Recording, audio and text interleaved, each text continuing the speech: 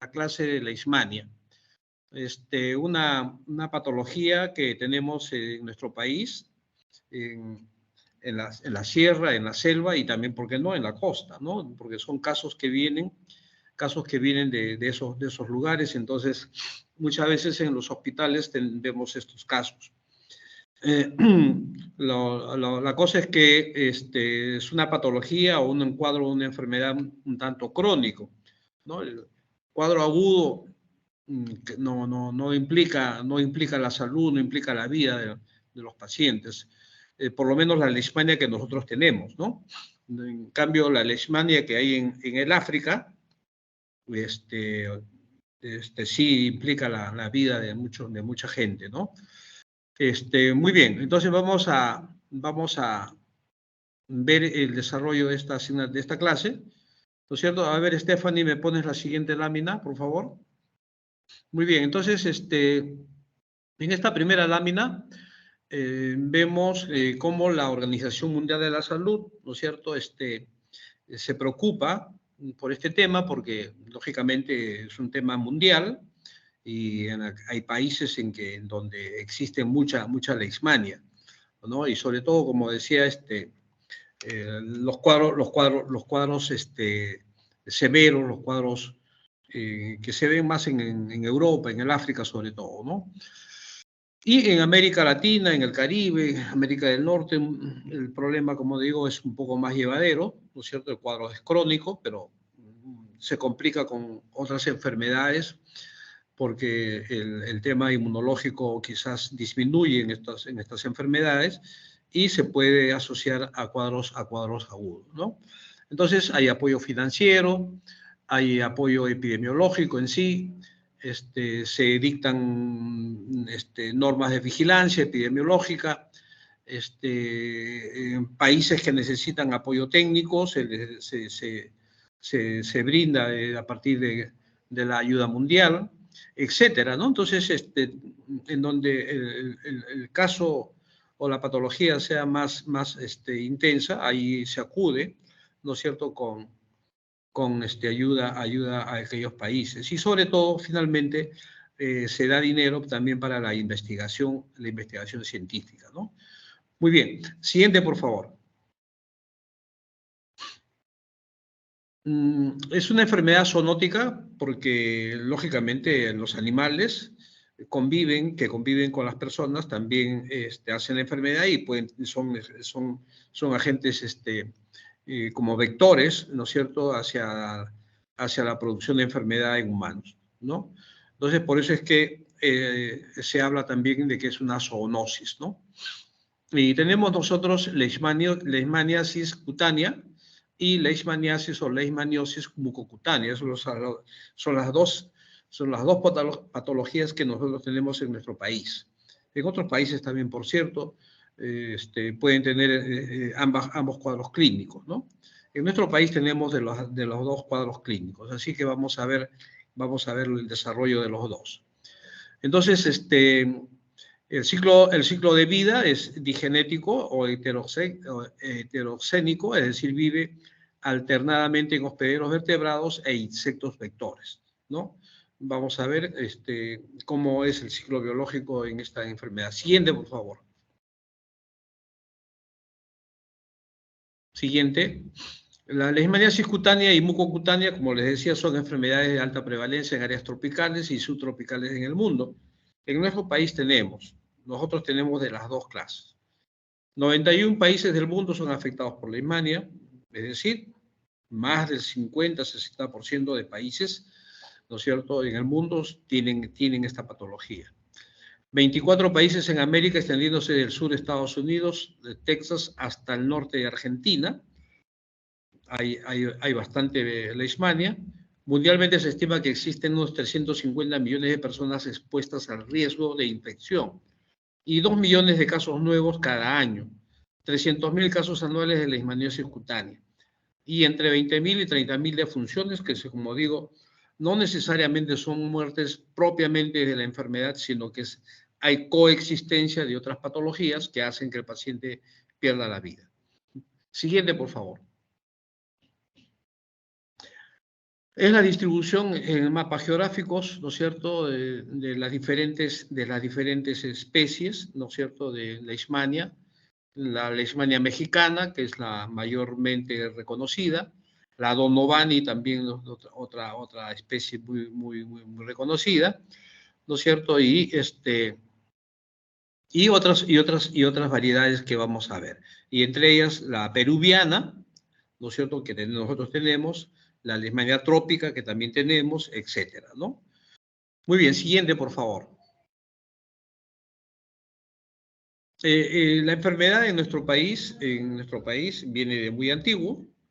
Se dice que en la etapa del incanato también había leishmaniasis, y en algunos productos de aquellos tiempos hay fotografías y ¿cómo se llaman estos? Eh, queros o, sí, pues, estos hallazgos que hay en las tumbas, ¿no es cierto?, de cada una del-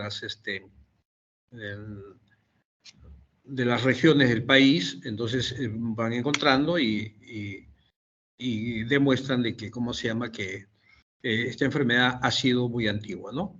Y en la siguiente lámina podemos ver la figura, por favor, ¿no es cierto? Vean ustedes un quero o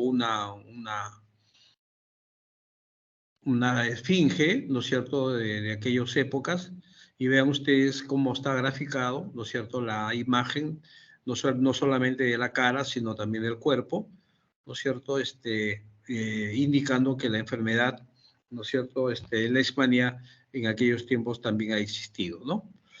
Muy bien, siguiente, por favor. Muy bien, entonces la UTA es una enfermedad, una leishmania de variedad cutánea, y la espundia es mucocutánea, que son las dos especies que nosotros tenemos en nuestro país, ¿no es cierto? Y que básicamente la leishmania de tipo brasiliensis, que es la que más predomina quizás en nuestro país también, ¿no? Que por zona geográfica vecindaria de Brasil, de Venezuela, Colombia, Ecuador, qué sé yo, México, que también está bastante cerca, ¿no es cierto? Vienen otras especies y lógicamente pueden habitar o cohabitar fácilmente en nuestro país. Sin embargo, la Leishmania brasiliensis, que, que es la que tenemos bastante en nuestro país también, ¿no? Entonces, es lo que dice Walton, es lo que dice Lumbreras, etcétera, que han estudiado mucho, ¿no es cierto?, a esta enfermedad. Siguiente, por favor. Esta es la clasificación como en donde lo ubicamos a la Leishmania, ¿no es cierto?, del reino protista, subreino protozoo, filum Sarcomastigófora, subfilum Mastigófora, clase Zomastigófora, orden Kinetoplástida, etcétera. Entonces, y como digo, hay otras especies que van a ser clase hoy día, Plasmodium y Trypanosoma, que también estarían en esta clasificación, ¿no es cierto? Y ahí vemos la Leishmania, ¿no es cierto?, como género de esta familia, ¿no? En la parte inferior, que está un poquito chico, no se va a ver bien por la figura, pero ahí vemos las especies. En la parte superior, los complejos, complejo Donovani, complejo Trópica, Mexicana, Ertelli y Brasilensis, que, como digo, son agrupaciones más grandes por cada género, ¿no? Y que nosotros, como decimos, tenemos Trópica, tenemos Brasiliensis, ¿no? Mexicana quizás también, ¿no es cierto? Y son las especies o los géneros que tenemos en nuestro país. Siguiente, por favor. Aquí yo saqué en una lámina, ¿no es cierto?, de la lámina anterior, lógicamente los complejos, brasiliensis, mexicana, trópica, mayor, aetópica y donovani, ¿no? Entonces, como digo, brasiliensis es lo que más tenemos, ¿no es cierto? Y ahí tenemos la variedad peruviana en la parte inferior de brasiliensis, Pero, como digo, podemos tener mexicana en cualquiera de las variedades, tanto amazonensis, por ejemplo, o venezuelensis, por ejemplo, que se han visto casos también en el Perú, ¿no? Guayanensis también, panamenses, etcétera, que por ahí pueden venir algunas especies de aquellos lugares. Y la trópica, la mayor, ayetópica, la Donovani, que no tenemos nosotros, eso es característico o específico del África, ¿no? Entonces ahí tenemos Donovani, Infantum y Chagassi, ¿no? Entonces, felizmente, esa variedad o ese género no habita, no está por acá, por el país.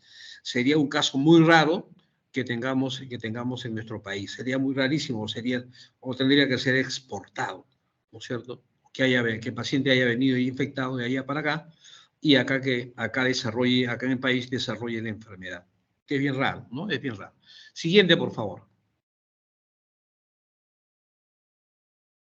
Lo mismo, ¿no es cierto? El agente etiológico, ¿no es cierto?, de cada uno de ellos. El Donovani, que produce el calazar, como les decía, la enfermedad africana, ¿no es cierto?, que básicamente acá en nuestro país no tenemos, en la zona, en la región tampoco no tengo, ¿no es cierto?, noticias o no hay información científica de que en América del Sur por lo menos exista este calazar, ¿no? El vector tenemos a la derecha, que es el flebótomo, básicamente flebótomo, mosca de arena, ¿no? De arena húmeda sobre todo. En el segundo lugar vemos a brasilensis, mexicana, a amazónica mayor, y tenemos la espundia o leishmania maligna, porque esto produce una lesión mucocutánea, ¿no es cierto? Tanto la piel como las mucosas, y dentro de las mucosas, entonces los cartílagos, ¿no es cierto? La nariz, cartílago de la oreja, cartílago del paladar, etcétera, de la tráquea, ¿no es cierto?, son afectados y que eso, lógicamente, ahí también se anida esta leishmania y produce cuadros muy dramáticos, ¿no? Muy bien, entonces la leishmania trópica y peruviana o andina, que es la parte que tenemos nosotros, ¿no es cierto?, que eso produce la UTA o botón de oriente, ¿no es cierto? Y como ven ustedes al lado derecho, ¿no es cierto?, ven sus vectores, ¿no?, los reservorios o vectores, ¿no? Hay animales domésticos, roedores, etcétera, que a veces conviven con la gente ¿cómo se llama?, en el interior de nuestro país, ¿no? Hay animalitos que viven casi a veces en el interior de las casas, ¿no? Y al lado más derecho, en la columna final, vemos el vector de estas enfermedades, ¿no? O de estas variedades, ¿no es cierto?, que son las luxomías, ¿no? Las luxomías. Eso ya está designado de esa manera, que luxomía es para el continente nuevo y el flebótomo es para el continente africano o antiguo, ¿no? Entonces, por eso es que ahí hay ya una nueva clasificación de vectores, ¿no? En la variedad peruviana, en la variedad amazonensis, verrucarum y ogegenes, ¿no? Muy bien, siguiente, por favor. Este es nuestro mapa, ¿no es cierto? Todo lo que está en verde y todo lo que está en anaranjadito, ¿no es cierto?, son zonas vulnerables para leishmania, ¿no? ¿De acuerdo? Siguiente, por favor.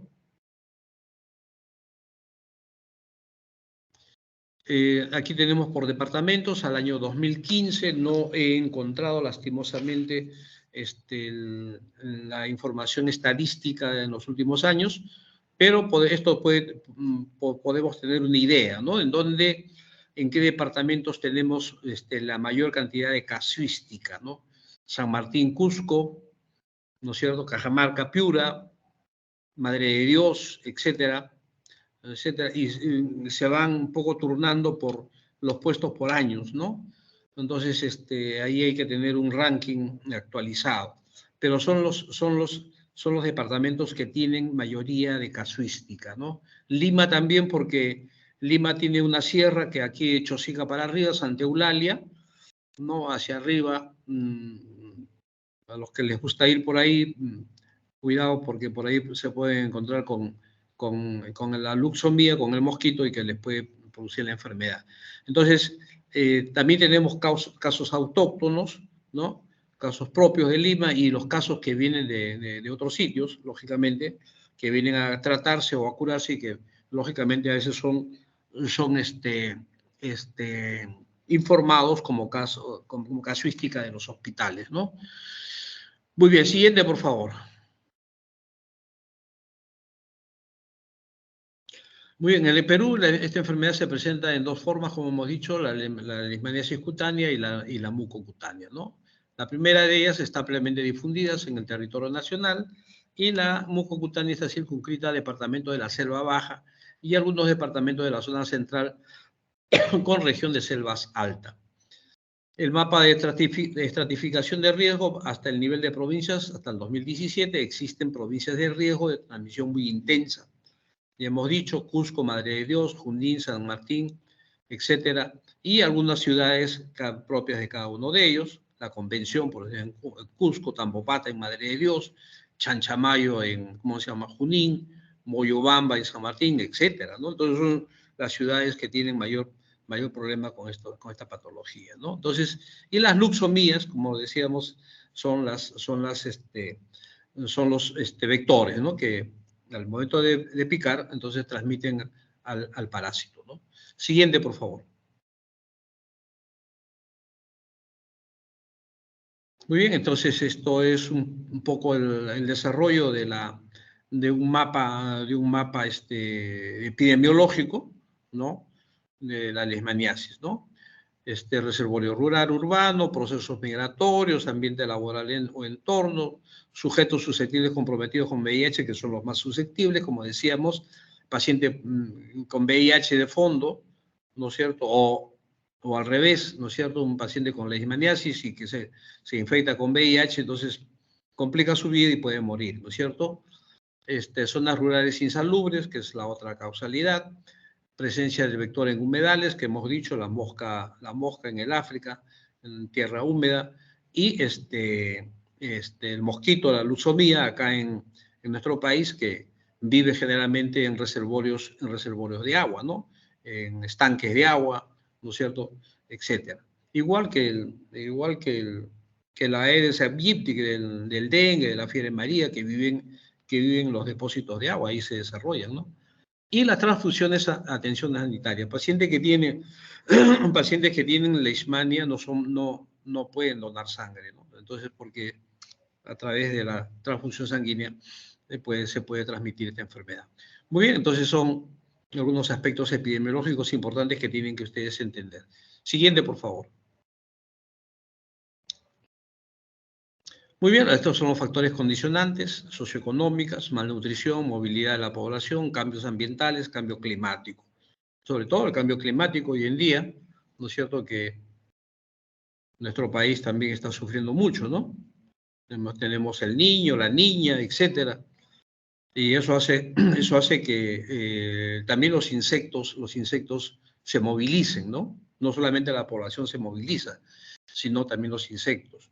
Y hoy día tenemos compatriotas, o perdónenme, gente que ha venido ¿cómo se llama?, de Venezuela, ¿no? Lo decía mal, eran gente que vienen de otros países, también trayendo sus problemas de salud, ¿no? Y que acá en los hospitales tenemos que atenderlos como cualquier persona, ¿no? Y a lo mejor traen alguna patología de estas cosas, ¿no? Muy bien, los cambios ambientales, la malnutrición, que sigue siendo un tema bastante importante, y los problemas socioeconómicos, es decir, la pobreza de nuestras ciudades del interior, que también juega un factor fundamental, ¿no? En la causalidad, ¿no es cierto?, de esta patología. Siguiente, por favor. Bien, el ciclo biológico y modo de transmisión. Siguiente. Este es el ciclo biológico, es un ciclo biológico muy sencillo, muy simple, ¿no? ¿No es cierto? Muy rápidamente, ¿cómo se llama? La leishmania, que tenemos nosotros, es la fase amastigoto, ¿no? La fase de amastigoto, es decir, sin flagelo,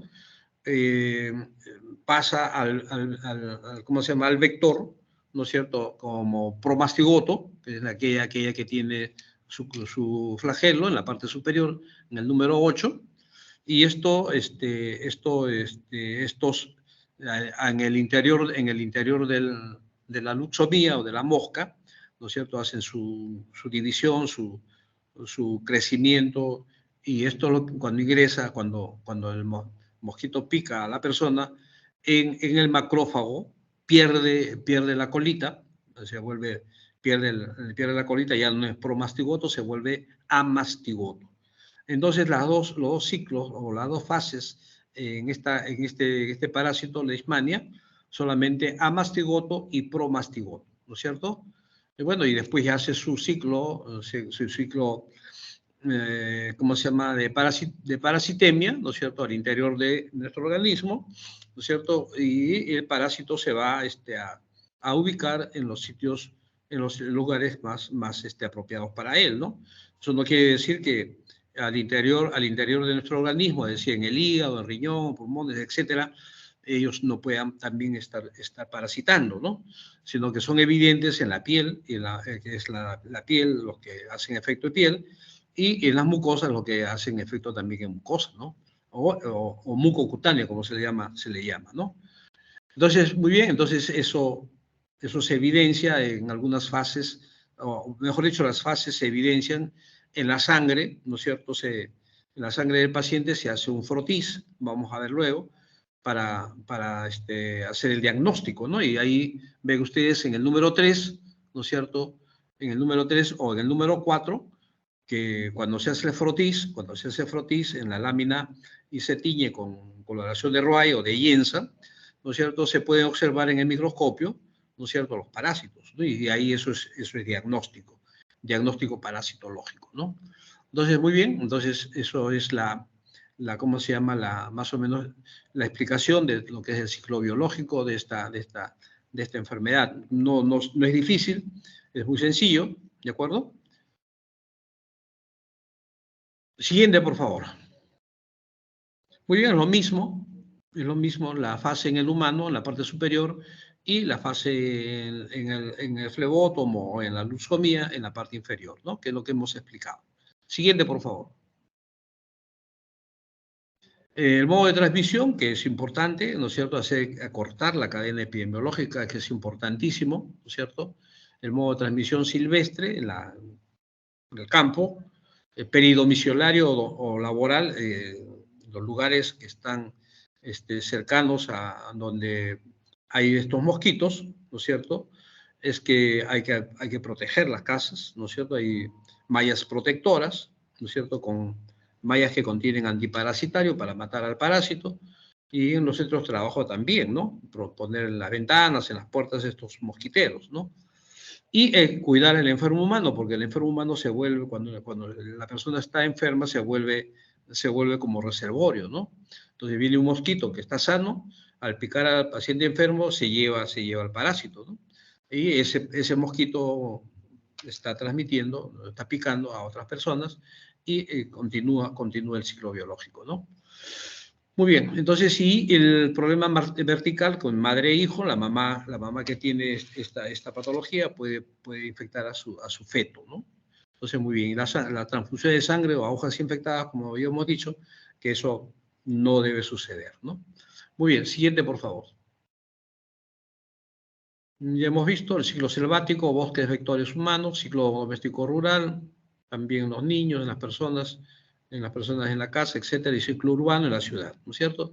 En cualquiera de los tres ambientes se va a manifestar o se va a poder dar este ciclo biológico. Siguiente, por favor. Los vectores, como decíamos, duxomía en nuestro país, en nuestros países, en esta zona, flebótomo en el África. Hay muchas especies, hasta 450 especies. De flebótomos, los más conocidos, el Argentipes, Papatacea, el Angeroni, y de luxomía, el Longipalpis que tenemos nosotros en nuestro país, Amazonensis, etcétera, podemos tener también, cruz e intermedio. Siguiente, por favor. Aquí tenemos a las famosas, la mosca al lado izquierdo, el flebótomo al lado izquierdo y las luxomías en el lado derecho, ¿no? ¿No es cierto? Son diferentes morfologías. Siguiente, por favor. Es un flebótomo hembra. Siguiente. Bien. Los reservorios, como decíamos, el mismo hombre enfermo, es hombre enfermo, perros domésticos que viven en la casa, los roedores, cuyes, por ejemplo, los conejos, ¿no es cierto? Que lo que cría la gente en sus casas, ¿no? En sus huertas. Marsupiales, también igual, equinos, el caballo, los asnos, los burritos, ¿no es cierto? También, ¿no es cierto? Etcétera. Por ahí vamos a ver algunas fotografías. Siguiente, por favor. Ahí están las fotografías, ven ustedes, los roedores, los perritos, ¿no es cierto? Los burritos, que son pasibles también de hacer la enfermedad, ¿no? Vean ustedes cómo están ahí con la enfermedad, ¿no? Siguiente, por favor. Bien, entonces la respuesta inmunitaria, que es importante saber y conocer, que es lo que tienen que conocer ustedes mucho para hacer el tratamiento, ¿no es cierto? Y la investigación científica sobre todo, ¿no? Los macrófagos, ¿no es cierto? Nuestros macrófagos son los que salen a la defensa, ¿no es cierto?, ante la presencia de estos parásitos que han llegado a infectarnos, ¿no? Entonces, hay polimorfos nucleares, linfocitos, etcétera, ¿no es cierto? Y la respuesta inmunológica, ¿no? Hay la formación de la célula de Langhans, ¿no es cierto? La respuesta de células epiteliales o epitelioides, ¿no? ¿Qué es lo que se ve en un frotis, ¿no es cierto? Cuando queremos hacer diagnóstico en el laboratorio, ¿no? Siguiente, por favor. Esta es la respuesta inmunológica tisular. Hay edema en la dermis superficial, daño del colágeno y la elastina con aumento de reticulina, seguido de fibrosis, ¿no? Se produce una fibrosis en el margen de la herida, en los bordes de la herida, se ve una margen necrótica, ahí se forma fibrosis. En otros casos hay necrosis de colágeno o de la epidermis y la hiperplasia pseudoepiteliomatosa, es intensa, la muerte de los queratonisocitos por apoptosis se ve también amplificado. La presencia de linfocitos TCD4 y TCD8 que van a producir sustancias protectoras como son los interferones, gamma y factor de necrosis tumoral alfa, etcétera, los macrófagos, los linfocitos B, etcétera, todo el sistema inmunológico, como hemos dicho, que sale en defensa de nuestro organismo, ¿no? Sin embargo, la enfermedad avanza, entonces el sistema inmunológico de una persona, si es que está deteriorado inmunológicamente, va a producir el cuadro de enfermedad, ¿no? Hay formación de interleucinas también, interleucina 10, interleucina 13, que están asociadas a lesiones crónicas, y la interleucina 4 raramente se detecta en forma sistemática. Entonces, vean ustedes todo lo que hoy en día se puede estudiar tanto de manera serológica en el laboratorio ante la presencia y sospecha de leishmania, ¿no? Entonces, por diagnóstico hoy en día ya no se pueden quejar, ¿no es cierto? El diagnóstico se hace de la manera epidemiológica, de manera clínica, y si no pueden, porque pueden haber cuadros muy similares, como vamos a ver después, ¿no es cierto?, que pueden causarnos, no siendo problema de diagnóstico, ¿no es cierto? Hacemos diagnóstico por serología, ¿no? Muy bien, siguiente, por favor. Muy bien, cuando ya vemos en las láminas, es cuando hacemos coloraciones de Jensa o de Wright, ¿no es cierto?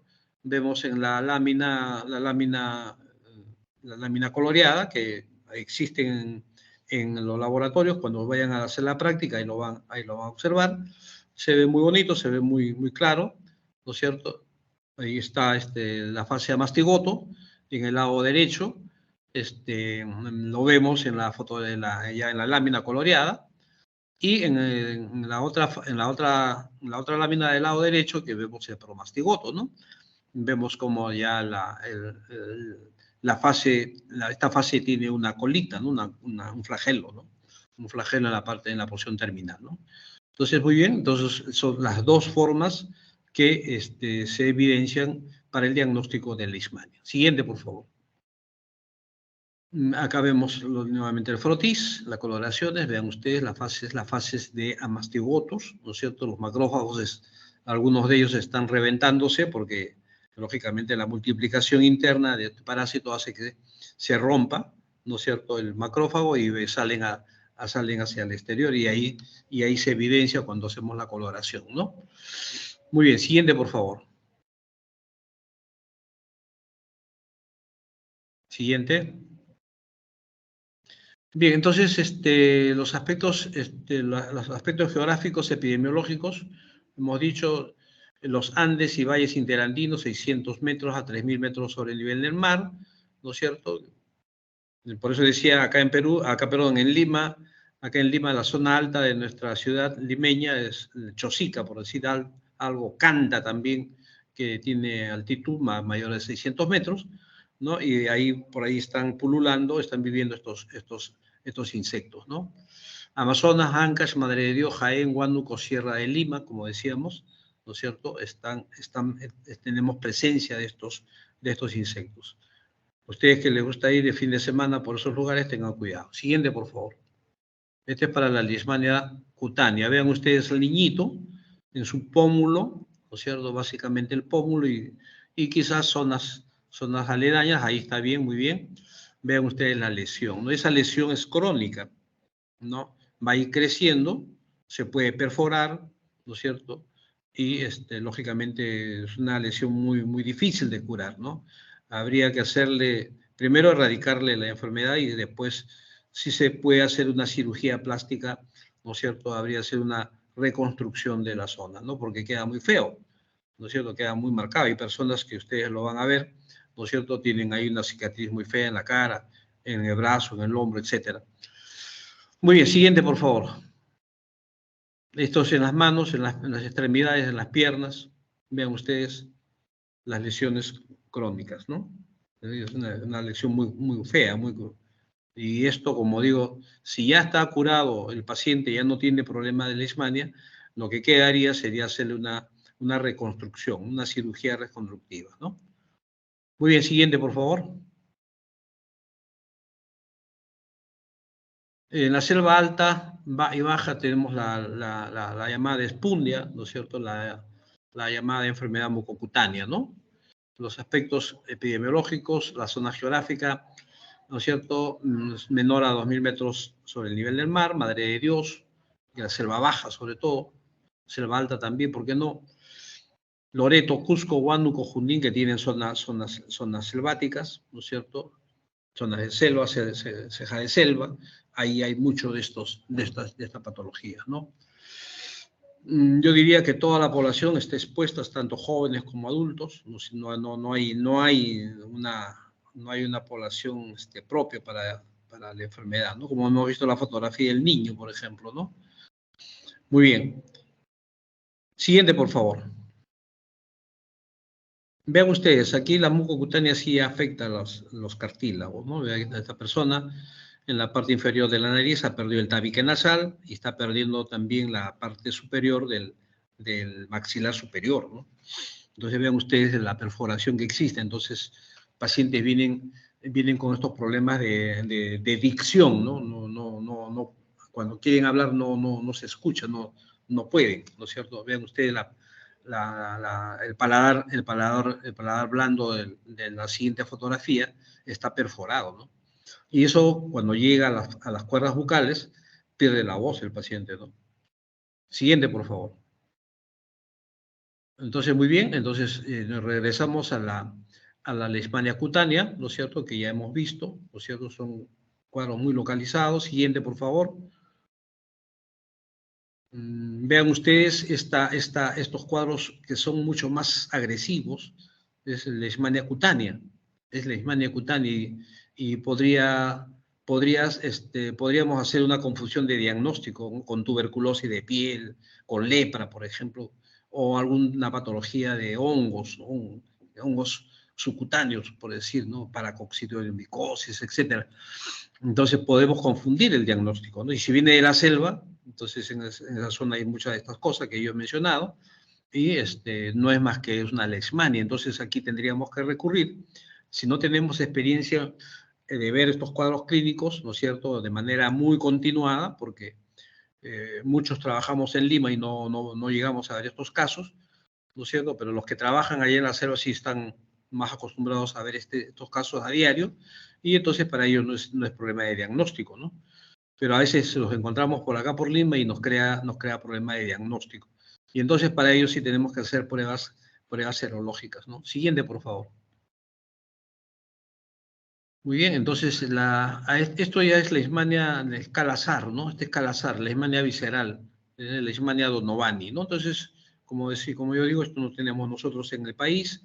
Sin embargo, es una enfermedad muy anemizante, ¿no? Produce cuadros muy severos de anemia aguda y el paciente, los niños sobre todo, se mueren muy rápido. Entonces ellos sí hacen cuadros muy agudos, ¿no? Entonces esto es bastante mortal, ¿no? Y si no hay tratamiento, aún con mayor razón para que el paciente muera, ¿no? Siguiente, por favor. Este es calazar, como les decía, ¿no es cierto? Es una patología bastante severa en aquellos países. Hay un crecimiento del vaso, crecimiento del hígado, una visceromegalia, como decimos, ¿no? Patomegalia, esplenomegalia, etcétera, ¿no? Hay cuadro anémico severo, ¿no es cierto? Entonces eso es lo que mata al paciente, al margen que lo vuelve inmunodepresivo, perdón, ¿no es cierto? Un paciente anémico es un paciente inmunodepresivo, perdón, inmunodeprimido, lo digo mal, inmunodeprimido. Entonces, pacientes que pueden coger cualquier otra enfermedad y con esa comorbilidad pueden morirse, ¿no? Siguiente, por favor. Vean ustedes, aquí hay familias enteras, desde el más chiquito hasta el más grande. La mamá está cargando a un niñito que ya tiene la enfermedad. Vean, la mamá seguro que le pasó la enfermedad cuando ella estaba gestando, ¿no? Entonces vean ustedes este problema dramático en el África. Es terrible, ¿no? Es una enfermedad muy terrible. Siguiente, por favor. Muy bien, la leishmania trópica que nosotros tenemos, que es la que nos produce ¿cómo se llama? La leishmania secutánea o botón de Oriente, que ya lo hemos visto, ¿no? Siguiente, por favor. Nuevamente las fotografías, ven ustedes, otros niñitos con lesiones más evidentes y mayor cantidad, ¿no es cierto?, en la carita del niñito del lado izquierdo, ¿no es cierto?, tienen la frente, tienen el pómulo derecho. El niñito del lado derecho tiene una lesión grande ya, vean ustedes que pareciera una tuberculosis o podría ser, o podría ser que estuviésemos confundiendo con otro diagnóstico, ¿no es cierto? Pero es leishmania, ¿no? Vean ustedes la diversidad morfológica de esta enfermedad, ¿no? Siguiente, por favor. Bien, el frotis, lo que hacemos en el laboratorio como diagnóstico, Jensen o Roy, como les decía, coloración de Jensen o coloración de Roy, que sirve para colorear, o sea, los tejidos, las biopsias, se hace improntas, ¿no? O se hace una lámina coloreada con el corte histológico, ¿no es cierto? Y para poderlos observar en el microscopio, ¿no? Se pueden cultivar, ¿no es cierto?, en medios de cultivo. El más utilizado es el triple N, el Novium, el Magnial, ¿no es cierto? Chan también. Inoculación en hámster, cuando, como digo, tenemos problemas de diagnóstico, también los animalitos de laboratorio nos sirven para diagnosticar. Ellos hacen la enfermedad en la parte blanda de la patita, de las manitos, de los piecitos, de sus patitas, entonces ahí se inocula y en el corto plazo el animalito hace la enfermedad y hacemos este diagnóstico en estos animalitos. La fijación de complemento, la inmunofluorescencia indirecta, lisa, y la reacción de Montenegro, que me parece que se ha dejado de utilizar, pero eso utilizábamos muchísimo cuando no teníamos las pruebas serológicas, ¿no? La reacción de Montenegro, que la prueba se hacía en el brazo, ¿no es cierto? Igual que el PPD, más o menos en la misma técnica, ¿no? Siguiente, por favor. Esto es para diagnóstico diferencial, vean ustedes. Hay muchos cuadros que pueden confundirnos y vean ustedes. Infecciones estafilocócicas o estreptocócicas. Una estreptococia puede confundirse. Úlceras por micobacterias, por tuberculosis sobre todo. Histoplasmosis, infecciones por hongos, otros tipos de hongos, puede ser cándida también, ¿por qué no? Cáncer vasocelular también, ¿por qué no? Sarcoidosis, úlcera tropical, lepra, sífilis en fase terciaria, Frambesia, Pian, que también son infecciones un poco raras en nuestro medio, pero que podríamos tener también estas patologías, ¿no? Bien, esto para hacer diagnóstico diferencial de la leishmania cutánea, ¿no? Siguiente, por favor.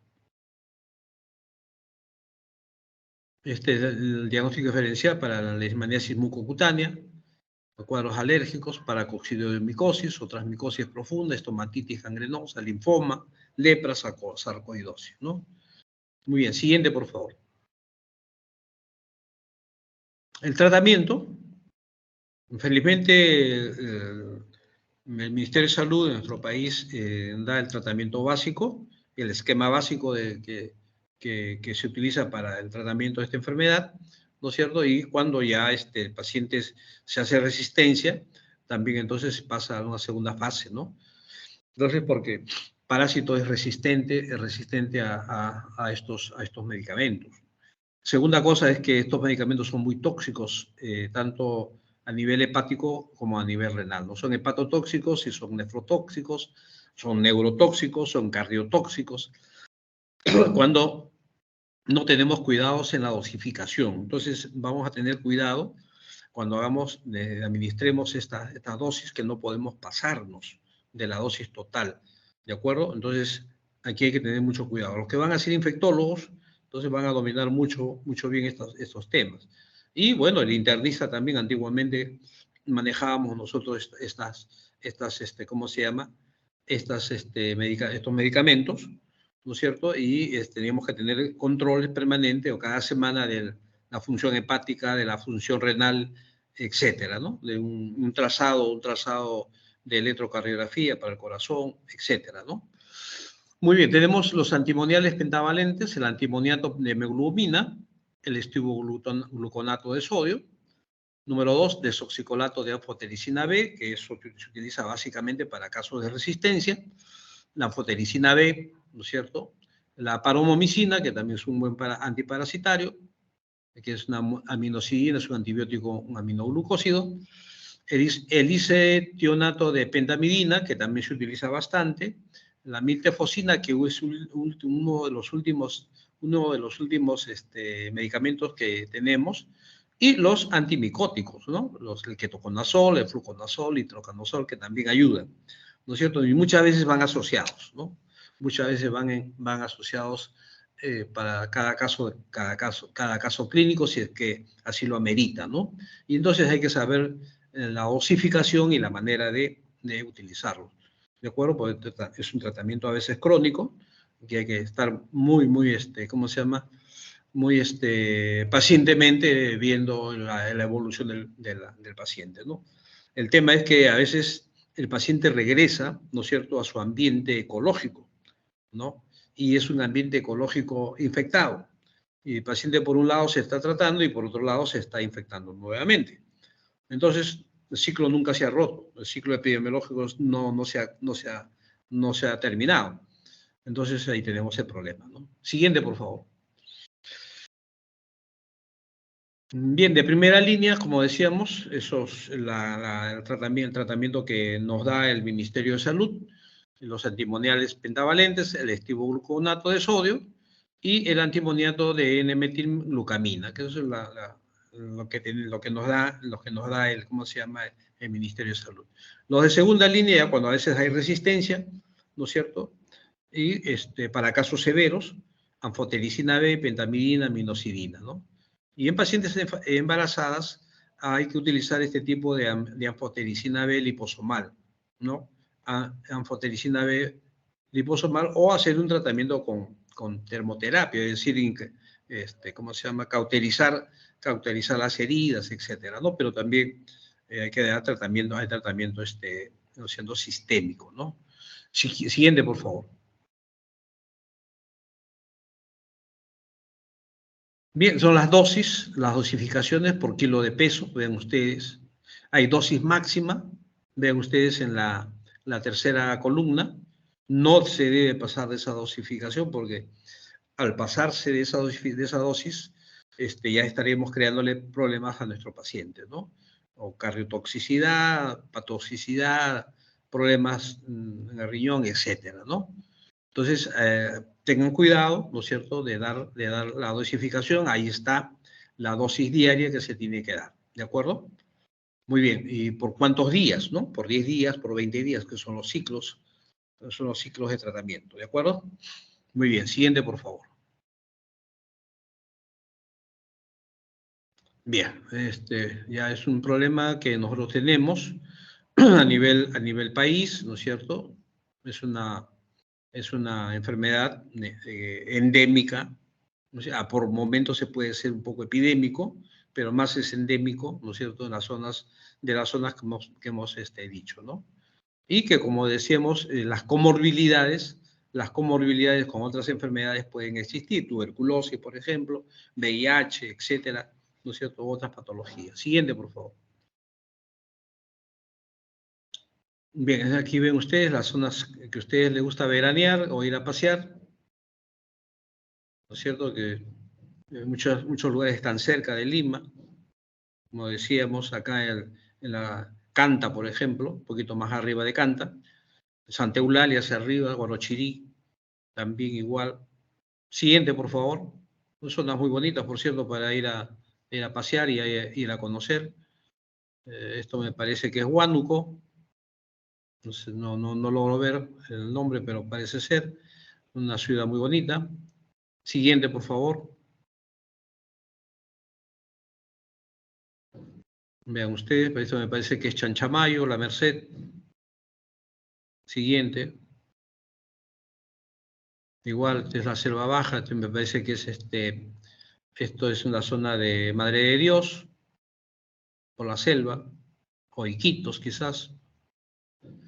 El sistema de información, sí, el sistema de información o de la vigilancia epidemiológica, que es importante que quienes van a ser epidemiólogos, ¿no es cierto? Que seguro que por ahí alguien va a seguir la especialidad, ¿no es cierto? Y va a tener trabajo, va a tener bastante trabajo en este tema que es muy bonito y muy interesante, ¿no?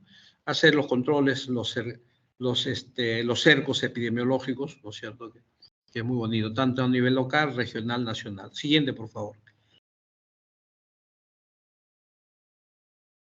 Muy bien, esto es ya vigilancia epidemiológica, caso probable, caso confirmado, etcétera, que ustedes tienen que ver como epidemiólogos, ¿no? Siguiente, por favor.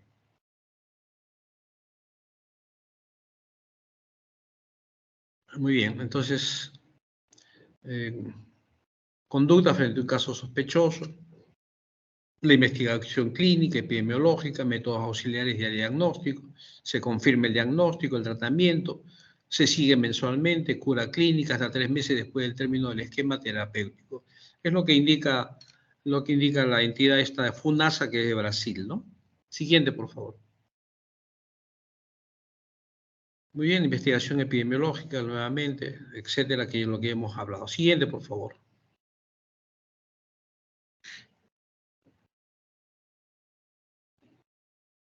Las actividades de control, ¿no es cierto? Que esto es muy importante también en parte epidemiológica. Vean ustedes, ahí está el agente de salud, está fumigando las ventanas, ¿no es cierto?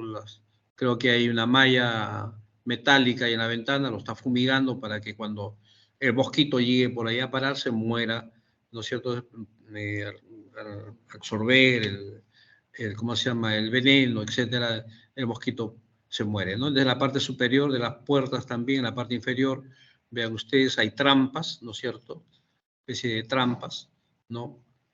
y que se utilizan pues en los hogares de estas ciudades, ¿no? Siguiente, por favor.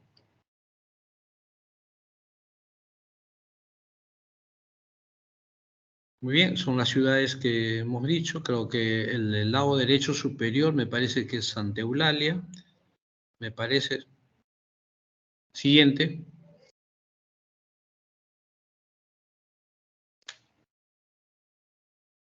Siguiente, Stephanie, vean ustedes lo bonito que es nuestro país.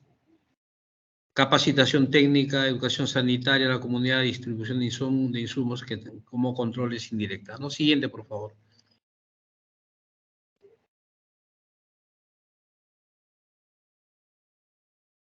Vean ustedes, la gente está durmiendo ahí en su hamaca y el mosquito por ahí está pululando, le va a picar, por cierto, ¿no? La gente está en el río trabajando, ¿no es cierto? Porque tiene que subsistir día a día, a lo mejor, ¿no es cierto? Y el mosquito le puede picar. En el otro lado está trabajando, está matando un animal, qué sé yo, etcétera, ¿no? Entonces, son exposiciones o factores de riesgo para esta enfermedad. Siguiente, por favor.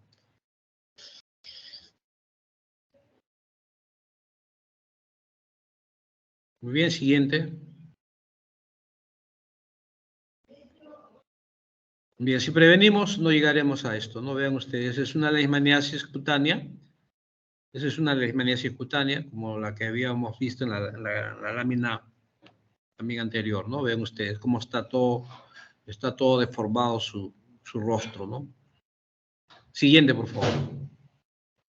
Creo que es la última. Muy bien. Siguiente. Siguiente. Muy bien. Bien. Con eso creo que hemos cumplido, Stephanie. Si hay preguntas, hay comentarios, encantado.